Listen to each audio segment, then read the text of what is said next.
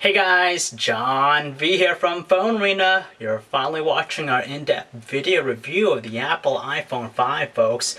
It's finally here. It's Apple's latest and greatest, and the biggest change is up front. You can tell right away, a 4-inch Retina display on there, so it finally goes up in size versus the 3.5-inch displays from yesterday. At the same time, it's been packaged with this new design to its body, which we'll go into detail a little bit more.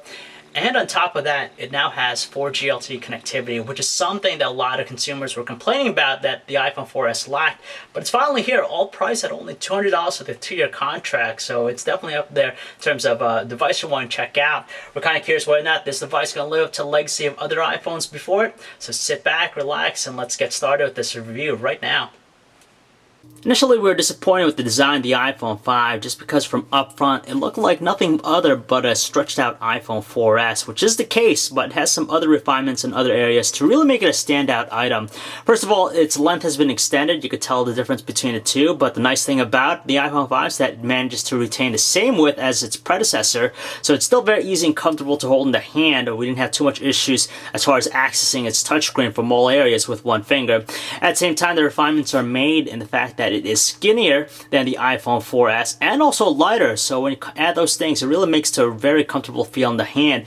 And choice of materials is also top-notch. Instead of the glass plating from before in the rear, now you have the brushed aluminum. Gives it a very nice, slick appearance, also very clean looking, and overall, it's definitely an enticing looking device. And when you think about a luxury item, this exudes all those qualities. Especially for $200, it really sets the pace for everything else. So Apple finally decided to give the iPhone a larger display instead of 3.5-inch ones that have been used with previous iPhones. Specifically, it's a 4-inch Retina display with a resolution of 640 by 1136 pixels. So it might not be as higher compared to some of the 720p displays out there in the market, but nevertheless, it's still pretty detailed when you factor in screen size and its pixel density of 326 ppi. It's still very crisp looking, and we didn't have any issues making out fine text in the web browser or even in general, very detailed.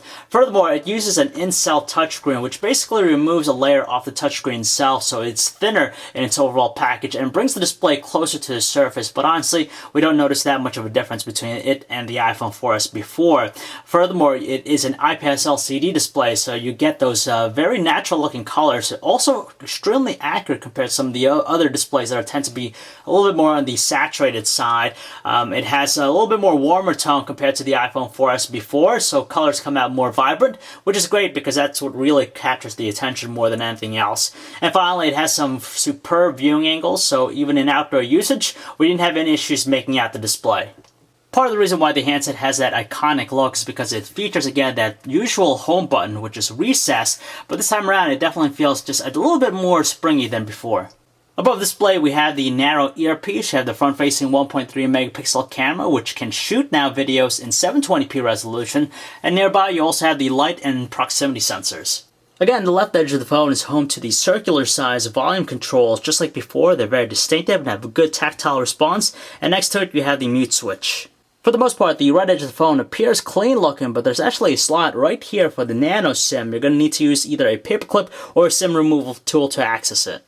Down in its familiar spot, you have the dedicated power button in the top right corner of the handset, and just like before, it's raised. It might have a little bit of resistance to it, but it has a solid response when you press it down.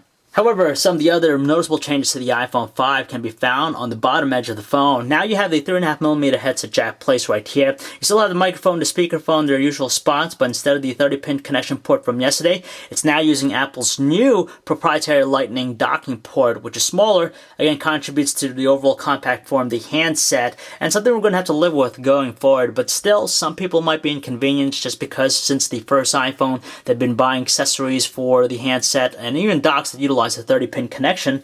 So if you want, you could purchase the adapter, which is not yet available, but at least you'll have that option to you. And finally, the rear of the handset's home to the new iSight camera in the top left corner. It's the same megapixel count as the iPhone 4S at 8 megapixels. You have the LED flash nearby and also noise cancellation microphone, but it features a new backside illuminated sensor and a retooled lens, and it's protected with a sapphire crystal glass.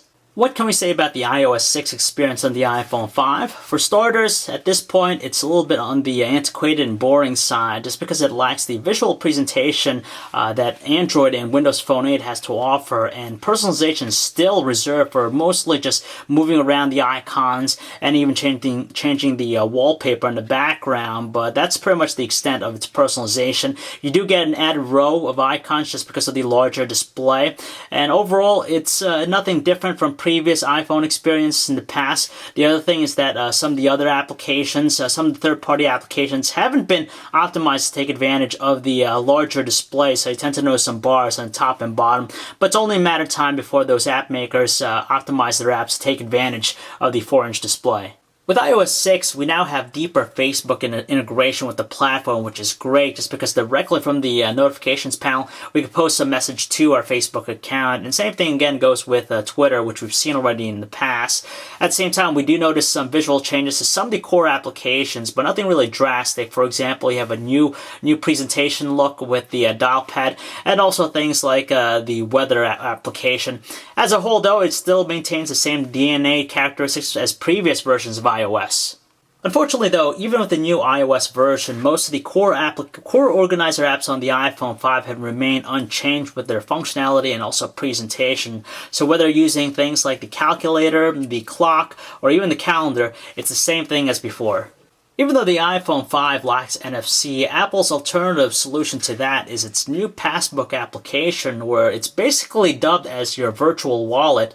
Basically, it's going to provide for things like your boarding pass, your movie tickets, gift cards, and even coupons, which is probably going to be in the form of QR codes or something like that, just to appease those who really want to go with mobile payments. Now that the iPhone 5 is sporting a larger display, the landscape option has been stretched out just to offer a little bit more comfort as far as typing away messages, but even the portrait style one is still more than usable just because it's fantastic with its responsiveness, and on top of it, it has one of the best autocorrect features out there. Now, if there's one thing you could count on with the iPhone, it has to be that it offers just a great performance all around. You really don't need to know the type of processor it's packing under the hood because its real-world performance is evidence enough to really compel us. But if you have to know, it is a dual-core Apple A6 processor coupled with 1GB RAM. It uses Apple's new A6 chipset, and honestly, every operation is just accompanied with smooth gestures and executions. So whether you're doing basic things like pinch gestures in the browser or playing games, stuff like that, it's pretty much effortless and really goes to show its processing power. Call it a long time in making, but 4G LTE connectivity is finally a reality with the iPhone 5. Now, the unit we're using is a Sprint version. Unfortunately, we don't have 4G LTE connectivity in that area, but nevertheless, you can expect superior data speeds over previous iPhones before this one. And as far as the web browsing performance, it's typical iPhone. It's just fantastic. You have some smooth navigational controls, whether it's kinetic scrolling, pinch zooming, and even rendering. It's pretty much instantaneous and effortless. Some of the new features found with the Safari experience that now with the larger display you get to see more, and the address bar disappears so you have more space to see what's on the site. And lastly, you also have some additional sharing functionality, especially with Facebook since it's been integrated deeply with iOS 6. And overall, we can't complain about the experience. It's fast, it's quick, and it's great that LTE is in tow with it. Just like many things with the platform experience, the music player on the iPhone 5 is in desperate need of a design overhaul just because it's unchanged with its layout and presentation. It's very conventional looking at its core, but more than functional. But even to this day, we're still quite fond of cover flow mode. It's just an attractive thing to look at and really stands tall amongst the other music players out there in the market. As for the audio quality, with its internal speaker, it produces some average volume tones without any crackling or distortion at the loudest volume setting. Now, included with the iPhone 5, you have a new pair of headphones called the EarPods. Now, a problem with them is that they're a little bit on the large side, so they weren't as comfortable to use in the ear, and on top of that, they felt a little bit on the loose side. And lastly, the audio quality with them, it's nothing really spectacular, and to tell you the truth, they're average. Needless to say, now that the iPhone 5 is packing a larger 4-inch Retina display, it's more ideal for watching videos just because it has that widescreen appearance. Now, out of the box, it has only support for videos encoded in MPEG-4, so it doesn't have a wide array of support for other things. But nevertheless, it's a great experience on here just because with the Retina display, it shines with its vibrant color tones, and it plays high-definition videos with no problems at all. So now let's focus on some of the things that are gone with the iOS 6 experience. First and foremost, there's no more YouTube application from yesterday, but luckily Google has been kind enough to provide a dedicated application for iOS. And it's on par to what we find with its Android counterpart. It has a lot of functionality, the style and design and presentation is very similar. And on top of that, you still have a wealth of sharing functionality to different social networking services out there, so it's great in that aspect. Gone also is Google Maps from yesterday, and it's been replaced with Apple's own homebrewed Maps application. Now versus Google Maps on Android, it's very elementary, it's basic, still at the early stages. There are some features that aren't available, such as transit directions, which a lot of people rely on, but on top of that, you have some new things like free turn-by-turn directions now with the experience, so you have that with you. And on top of that, the other cool thing about it is this new flyover mode available, which gives you 3D maps, and honestly, it's very detailed just because even as we zoom in, you can make out some details on the top of various buildings here. For example, some AC units, and it moves very quick and fast too, so I definitely like that offering. But overall, we're just waiting to see additional functionality being made available to it. Striving for simplicity as usual, there's not a lot new with the camera interface on the iPhone 5. It's the same exact one we've seen on previous versions of the platform.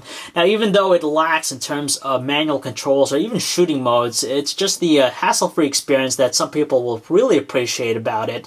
So on the right side, you have all the controls here. You have the shutter key. You can even take a snapshot by pressing the volume up key. And if you swipe to the left, to the right, you actually gain access to the camera roll, so you could quickly preview what you just took. And overall, it's basic, but then again, it kind of plays in part to the iPhone's simplicity and ease of use. Outfitted with a new backside illuminating sensor and a retooled lens, there's a lot to like about the handset's 8-megapixel autofocus iSight camera, and simply, it is a point-and-shoot replacement just because its quality is superb in pretty much all categories. Outdoor conditions, of course, it excels the most as it maintains a good amount of details, some accurate-looking colors, and a good balance between exposure and also dynamic range. For fast-moving objects, it's not a problem because it has a really fast shutter speed, and furthermore, it has a cool field of depth, so you get a cool looking defocusing with the background as it maintains a lot of clarity with the subject up front. In low lighting conditions though, we tend to notice a little bit of graininess, but still it excels in that area, maintains a good amount of clarity, and the LED flash works up to 5 feet away. Likewise, the handset's 1080p video recording quality is phenomenal. There's just a lot of detail, some accurate looking colors on the natural side, and at the same time it maintains a good amount of exposure. It's not too sensitive, and it moves swiftly at 29 frames per second, so it's very enjoyable. In low lighting conditions though, the frame rate drops to 24 frames per second, but nevertheless still pleasing to look at, and the audio quality for the most part is pretty distinctive and clear with very few issues with distortion. Gotta admit, we're pretty happy with the iPhone 5's calling quality. For starters, the earpiece itself produces some average volume tones, and voices are clear and distinctive with very few issues in terms of distortion, but we noticed just a hint of that distortion with the speakerphone, but still not bad. It's more than audible enough. But the best part is the iPhone 5's noise cancellation feature. It utilizes 3 microphones and beamforming technology to cancel out any wind in the background. So our callers, they're treated to great voices, very clear and distinctive, and after a second or so, they might hear a little bit of noise, but after that, it's pretty much plain and clear. During our time testing out the handset, we didn't notice much major fluctuations going on with its signal strength, but compared to some other Sprint devices that we have on us, we do notice that its signal strength is a little bit weaker than those devices, but nevertheless, we didn't experience any dropped phone calls. Meanwhile, battery life seems to be on par to what we saw already with the iPhone 4S. We actually don't notice too much of an improvement in that area, but nevertheless, it's still more than agreeable to our taste just because we're able to get by easily solid day of normal usage on a full charge with the handset. And of course, if you're a power user, you could easily get by through a workday without charging it. But of course, there's a matter of 4G LTE connectivity, which, as we all know, is going to be a battery drain with any device out there. So the obvious question that most people are wondering is whether or not the iPhone 5 is the most cutting-edge device out there in the market. Frankly, it's not from a spec sheet standpoint, but if you're able to look past that and see that it actually excels in a variety of key categories, such as taking photos and videos, the calling quality, and even the platform performance, it definitely is still a standout contender in the smartphone landscape. And we really appreciate the fact that the iPhone 5 is now up to snuff with some of the other devices out there, since it's packing a larger display and also 4G LTE connectivity. So when you have a sharp-looking display, a fast performance, a healthy ecosystem of apps, and they're all packaged in this beautiful looking design, especially when the handset like this is the epitome of luxury, it really wins on a lot of levels. So if you'd like to learn more about the Apple iPhone 5, guys, you could check out our website, PhoneArena.com. This is John V. As always, it's been a pleasure for you watching.